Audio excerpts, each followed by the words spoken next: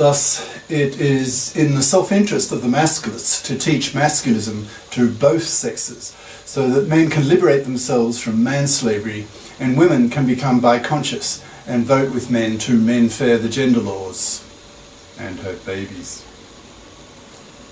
By making divorce far less toxic for men than it is today, then men, young men, will be much more likely to become fathers again, so that whole populations don't get wiped out, which is the trend today. Many Western countries have made divorce so toxic for men that fact is the major reason why birth rates are so low in many countries, often around 1.3 children per woman, instead of the replacement rate of 2.1. The journalists need to be told by the masculists that the paternity rejection of the masculists and MGTOWs is the biggest story of our historical era, because it is wiping us out and has to stop. To stop whole populations from being wiped out, masculism needs to be taught to the masses, and that is the job of the journalists, the media people. Society needs to be made bi-conscious, so the masculists need to put far more energy into persuading the journalists to present masculist ideas to the public. 8. Restoring the gender political pendulum, so that society can heal from the wounds inflicted by monoconscious feminism. Feminism has become a cancer. It's destroying relations between the sexes, causing millions of men to reject women because women have become too toxic to be worth bothering with. Feminism is now widespread throughout the Western world, and billions of women have absorbed its ideas, but have not yet absorbed masculist ideas, so are inevitably gender biased, anger biased, being aware only of how men oppress women, but know nothing of the reverse case, which in reality is even worse, as explained above. Young women who are influenced by feminist ideas are angry at men, distrust them, have made the universities and the workplace very unpleasant for men. So men really need their own liberation, their own ideology, their own intellectual tools to hit back at the feminazis. Masculism is that liberation, a set of ideas equivalent to feminism, but for men, to liberate men from manslavery, from a biased, monoconscious feminism that is ignorant of how women oppress men and far worse than vice versa. Once masculism is as well known in the Western world as feminism, then that level of bi-consciousness will cause relations between the sexes to be a lot healthier than they are today, which in today's world are becoming increasingly toxic.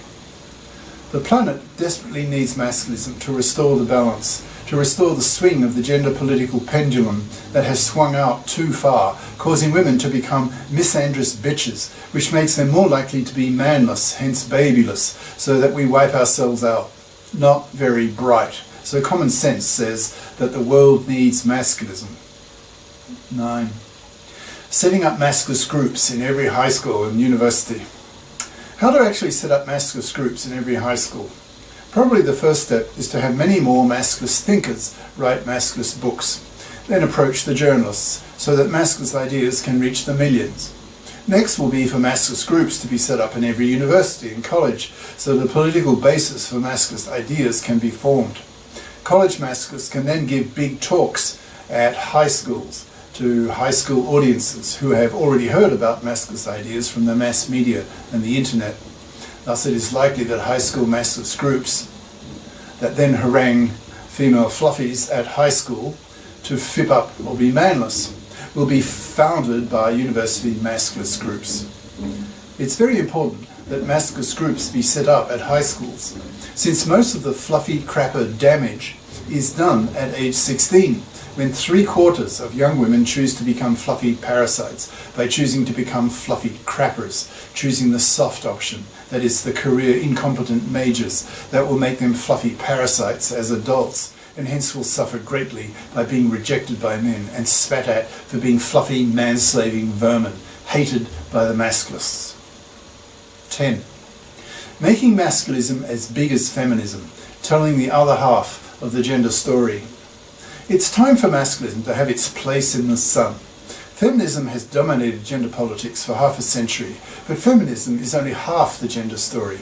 In reality, women oppress men far more than vice versa, and this idea needs to be spread across the world so that women are motivated to FIP up, so that young men are taught to reject fluffy parasites, forcing them to FIP up or be babyless and spat at, living a manless, sexless, miserable existence. We men have the power to do that to women, forcing them to become adults, to grow up, to take responsibility for their own lives and not expect to parasite off a man as a useless child woman. Masculists see clearly the hypocrisy of fluffy feminists in the divorce courts, the genetic inferiority of women as shown by science, the toxicity of the feminazis, etc. This masculist awareness needs to become widely accepted by the Western world so that our cultures can regain some measure of sanity, otherwise we wipe ourselves out, and that would be very dumb because it is so avoidable. Cheers. Prof. Dr. Hugo de Garis. Email profhugodegaris@yahoo.com. Website profhugodegaris.wordpress.com. Parentheses, contains links to 300 plus YouTube, Minds, BitChute, Masculist essays/videos, and to the book, Masculism, Men's Rebellion Against Being Man-Slaves to Women, an e-textbook of 300 plus masculist flyers for men's studies courses. Ciao.